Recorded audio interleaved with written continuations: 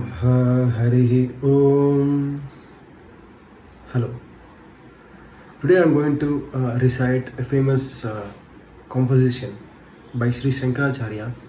It is called Shiva Manasa Puja. We usually perform puja using external objects like sandalwood paste like gandham, kumkumam, and turmeric powder or incense sticks, and we offer them water towards their feet. And I mean them, in the sense them is the god here. We offer the god water towards their feet.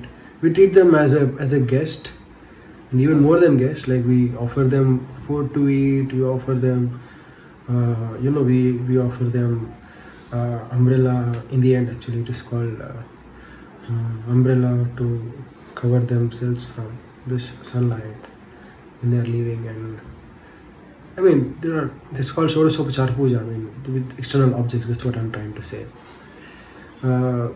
It's called Shodasopachar Puja. And similarly, there is something called Panchopachar Puja, where we offer them 5 things: Gandham, Pushpam, Dhupam, Deepam, Naivedyam. These 5 things are called Panchopachar Puja. That's also a kind of worship. There is another kind of worship which is called Chatushashupachara Puja, which is called 64 upacharas are there in Chatushashupachara. I mean, that's exactly what it means. Chatushashti is 64. 64 upacharas are there in Chatushashupachara Puja.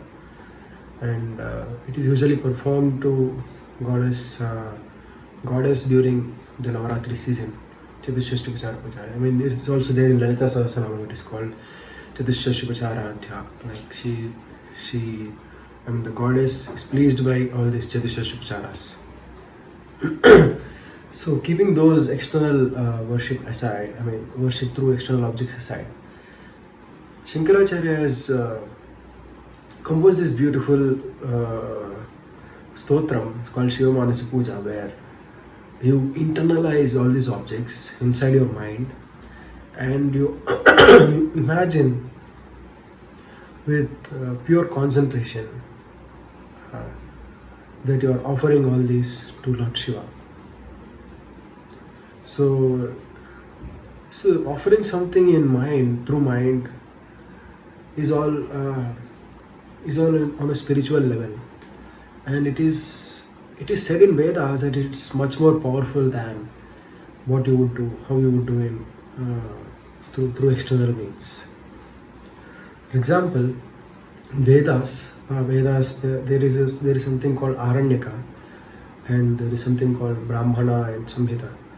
So in Brahmana, they say how to perform different rituals when someone has taken grahasthashrama, like when a male has married someone and he's occupied in his household activities, how to perform various sacrificial rituals like yagas, yajnas, to please the gods or for the betterment of humanity. Similarly, there is something called Aranyaka, where in all Vedas, actually, something called Aranyaka, where the same person can perform all the activities and gain equally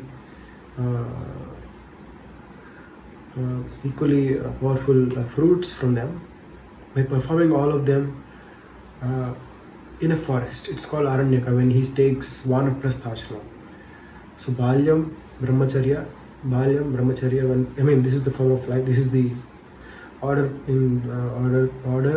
that everyone has to go through in their life. Balyam, Brahmacharyam, Grahasthashramam, Vanaprastham, and then Sannyasi. So this is our spiritual. This is the process actually that is said in Vedas. So someone who is going from Grahasthashramam to Vanaprasthashramam, so he cannot stop doing all his duties and spiritual activities. So in Vedas there is a separate part where It gives clear cut guidelines how to perform all the duties and activities in their mind, so that they get so that they can perform their activities wherever they are. It's called Aranyaka. And when someone goes to a forest with minimal external objects, physical objects, they can still perform all the rites and duties. So mind is much more powerful than we usually think. So I'll come straight to the stotram now. So while reciting this stotram, if one concentrates with their pure concentration on the aspects of the stotra, that all the physical objects that are mentioned in the stotra, and if they imagine that they are being offered to Lord Shiva, the kind of feeling that they get is so spiritually immense and so spiritually lively. The feeling is so lively that it is, it cannot be explained. So only if you can, that's exactly what it is. Something which is spiritual and which is not in our, in our physical world, it cannot be explained unless you actually experience it. So what I would suggest is, while you are listening to this stotram, imagine and concentrate on all the aspects of it. Well, I would also do the same. So to make it a bit easier, I would close my eyes and recite it completely, and so that only my ears as the sense organ which will work, so that there will be less distraction. So let me start.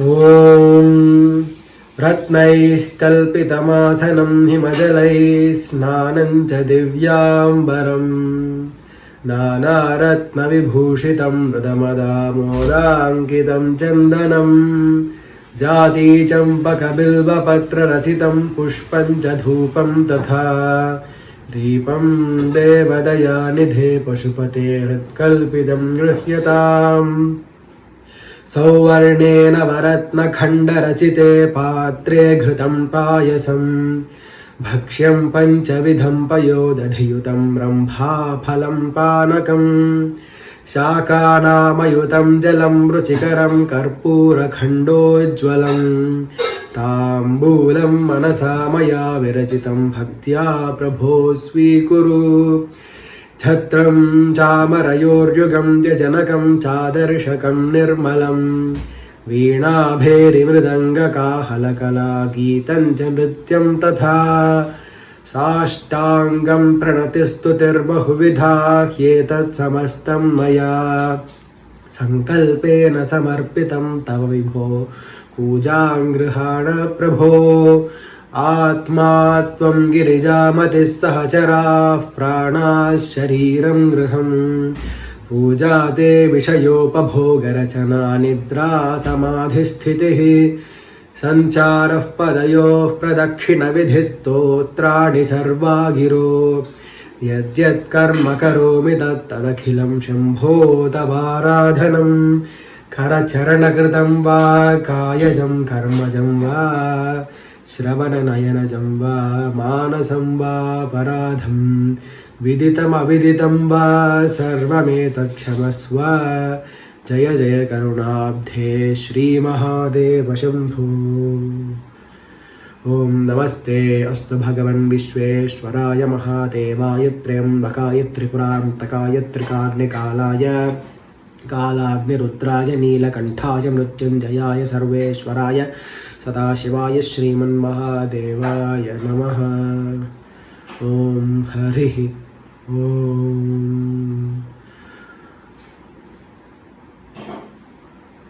Thank you.